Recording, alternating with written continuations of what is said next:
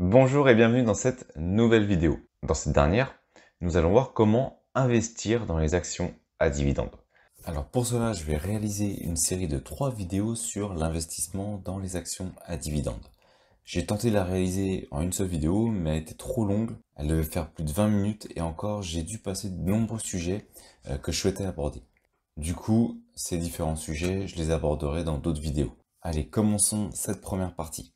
Alors cette vidéo, elle est faite à titre informatif et éducatif uniquement. À aucun moment, c'est un conseil d'achat de ma part. Vous êtes le seul responsable de vos investissements. Vous le savez probablement, il existe plusieurs stratégies en bourse. Je vais en distinguer 3 grandes catégories. La première, c'est le trading. Cette dernière se place sur de l'achat-vente, sur du court terme. C'est une stratégie risquée mais qui peut rapporter gros. Le problème, c'est que la majorité des traders amateurs perdent gros. Pourquoi? Parce que la psychologie et l'analyse technique sont 2 facteurs clés, et ce n'est clairement pas pour tout le monde. La seconde stratégie, ce sont les achats d'actions de croissance. Je rajoute dans ce cas les ETF qui ne versent pas de dividendes. Cette catégorie se passe généralement sur du moyen à long terme. On achète une action ou un ETF dans le but qu'il monte dans le temps et on récupère ses gains en plus-value des années plus tard lorsque l'action aura bien augmenté. Cette méthode fonctionne à merveille lorsque les marchés sont dans des phases haussières comme sur la dernière décennie. Par contre, elle est moins efficace lorsque le marché stagne, comme sur la décennie précédente. Sur le long terme, c'est une méthode qui est efficace, mais pour avoir la meilleure rentabilité possible, il faut réussir à vendre au bon moment. Je sais que beaucoup disent que la chute des marchés, ce n'est pas un problème car cela remonte toujours. D'accord, mais les marchés sont imprévisibles. Et subir une décennie comme celle de 2000 à 2010 n'est pas simple sur le plan psychologique. Voir son capital monter et redescendre, puis remonter et redescendre, sur le papier, on croit que c'est facile, mais dans la réalité, on n'investit pas des billets de Monopoly. On investit son argent personnel. Donc sur 10 ans, voir qu'on n'a rien gagné ou pas grand-chose, c'est extrêmement frustrant. Alors on fait quoi? C'est pour cette raison que j'apprécie particulièrement la stratégie des actions à dividendes. Elle est simple, elle consiste à investir dans des actions d'entreprise matures Et qui augmentent le dividende qu'elles nous versent chaque année. Beaucoup d'entre elles ont des performances supérieures au marché. Pour montrer cela, j'avais réalisé une vidéo à ce sujet pour les comparer avec les ETF. D'ailleurs, beaucoup d'actions à dividendes présentent un risque plus faible en cas de baisse des marchés. Nous reviendrons sur les raisons dans la prochaine partie. Par contre, elle verse un dividende plus ou moins important chaque année sans s'arrêter, même lorsqu'on subit une crise sur les marchés boursiers. Cela revient à obtenir une sorte de loyer de l'entreprise pour ceux qui sont familiers de l'immobilier. Pour commencer, c'est quoi un dividende? Eh bien, chaque année, l'entreprise génère des bénéfices et reverse une part de ces bénéfices sous la forme de dividendes à ses actionnaires. Par exemple, j'achète 10 actions de l'entreprise Danone à 50 euros. Suite à l'Assemblée Générale, il est décidé de verser une part du bénéfice sous la forme de dividendes aux actionnaires dont je fais maintenant partie. Le montant est par exemple fixé à 2,10 euros. Lors du versement du dividende, je touche directement 2,10 euros multiplié par les 10 actions que je possède, soit 21 euros sur mon compte bancaire chez mon courtier en bourse. Je viens d'être payé par l'entreprise Danone directement sur mon compte chez mon courtier avec un rendement de 4,2%. Je n'ai rien eu à faire à part posséder l'action chez mon courtier pour obtenir ce revenu. Je reviendrai dans une prochaine partie sur le calendrier de paiement des dividendes qu'il faut connaître. Ces dividendes peuvent être sous la forme d'espèces ou d'actions. Les entreprises ne sont pas obligées de verser un dividende et peuvent investir leurs bénéfices dans leur croissance à la place. Un exemple typique, Google ou Amazon qui procèdent de cette manière.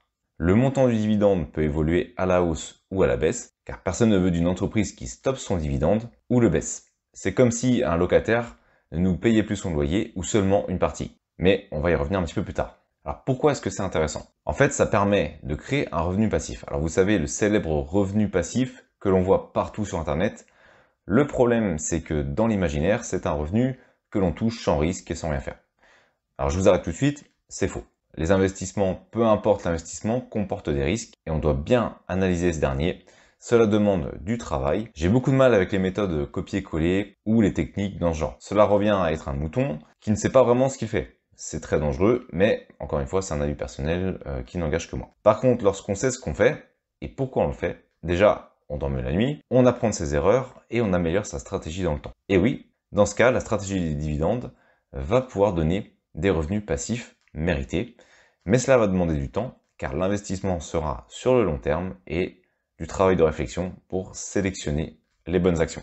Pourquoi sur le long terme? Eh bien, contrairement à l'immobilier, en bourse, on utilise davantage l'effet cumulé plutôt que l'effet de levier. Alors je dis pas que c'est mieux, et je dis pas qu'on peut pas utiliser les deux en bourse, c'est pareil pour l'immobilier d'ailleurs. C'est juste que par défaut, l'effet de levier, c'est assez difficilement applicable en bourse. Alors quand je dis difficilement applicable, c'est vis-à-vis de l'emprunt bancaire, car on peut utiliser l'effet de levier avec la majorité des courtiers, notamment sur les produits dérivés. Mais c'est autre chose. Ici, on va se placer sur une stratégie de bon père de famille en minimisant le risque. Alors c'est quoi déjà l'effet de levier? Eh bien cela revient à emprunter à sa banque pour financer l'actif. Par exemple, en immobilier, pour faire simple, c'est le locataire qui va rembourser notre crédit tous les mois en payant son loyer. En bourse, on va investir dans des actions à dividendes et rembourser le prêt avec l'argent des dividendes.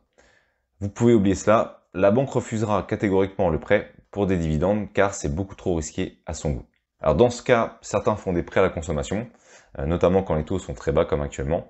Ici, tout va bien entendu dépendre de sa situation personnelle. On va surtout pas se mettre en danger financièrement pour acheter des actions à dividendes et cela va bien entendu sinon augmenter son risque. Donc dans la suite de cette vidéo, je partirai du principe que je fais un investissement progressif sans utiliser l'emprunt. Alors la stratégie des actions à dividendes, ça se base donc sur les effets cumulés. Alors pour être plus précis, on va dire les intérêts composés. Vous connaissez peut-être ce calcul. Si vous multipliez 1 centime par 2 chaque jour, au bout d'un mois, vous obtenez plus de 10 millions d'euros. Les actions à dividendes sont de ce type-là. La différence avec l'effet de levier, ici, j'apporte moi-même un montant régulier.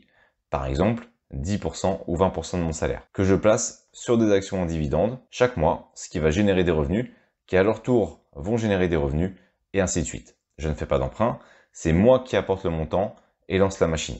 Donc pour reprendre l'exemple de l'immobilier, ce n'est pas un locataire qui va rembourser, ou pour reprendre la bourse, ce n'est pas les dividendes qui vont rembourser un emprunt. Ici, c'est moi qui vais apporter chaque mois de l'argent pour faire fonctionner les intérêts composés. Vous comprenez qu'un effet levier avec emprunt, dans ce cas, permet tout simplement de gagner du temps, mais ça augmente le risque. Prenons un exemple pour comprendre la puissance des intérêts composés. Si je place 1000 euros, que j'achète 300 euros d'actions à dividendes par mois, qui vont générer en moyenne sur 25 ans 9% de rendement par an, que l'on va réinvestir. C'est ça l'effet cumulé, on réinvestit pour générer à nouveau des revenus, on ne récupère pas son argent, on le laisse travailler. On fait ça par exemple sur les 25 prochaines années, alors c'est pour simuler un prêt immobilier d'une durée similaire.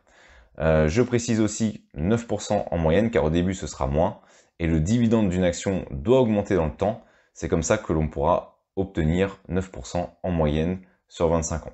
Et je reviendrai sur ce point un petit peu plus tard. Dans mon cas, j'obtiens 345 745 euros, dont 254 745 euros d'intérêts composés, alors que j'aurais placé 91 000 euros, et je gagne chaque année, grâce aux intérêts composés, près de 30 000 euros, que je pourrais décider de continuer à investir, pour continuer à faire tourner les intérêts composés, ou les retirer pour en vivre, ou faire un peu des deux.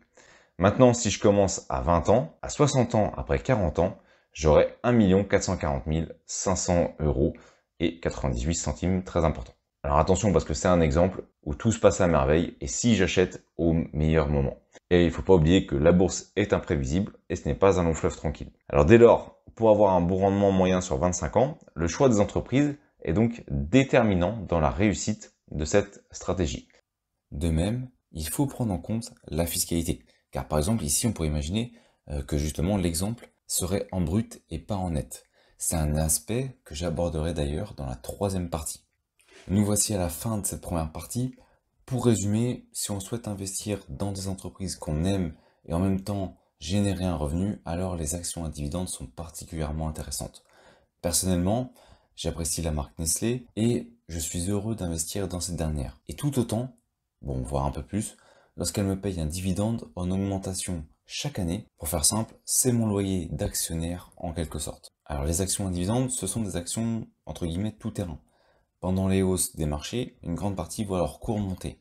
Et on profite de leurs dividendes pour les réinvestir et générer des intérêts composés. Lors des baisses boursières, leur cours baisse, comme une majorité d'actions, mais souvent moins que celles qui ne versent pas de dividendes. De plus, et c'est ce qui nous intéresse, on va pouvoir continuer à percevoir des dividendes que que l'on peut continuer à réinvestir. Notre stratégie avec les actions à dividendes est toujours opérationnelle. En sélectionnant les bonnes actions, on aura même une augmentation des dividendes et donc de notre rendement même durant les périodes de crise. Ce sera d'ailleurs l'objet de cette seconde partie, les critères pour choisir les actions à dividendes. C'est la fin de cette vidéo, merci de l'avoir suivi jusqu'à la fin. Si elle vous a plu et que vous la trouvez utile, vous pouvez ajouter un pouce bleu pour améliorer sa visibilité et abonnez-vous à la chaîne pour ne rien manquer des prochaines vidéos. Vous pouvez également répondre à la question du sondage qui se trouve dans la description et elle permettra de déterminer les prochains sujets qui seront évoqués sur la chaîne. Merci et à bientôt.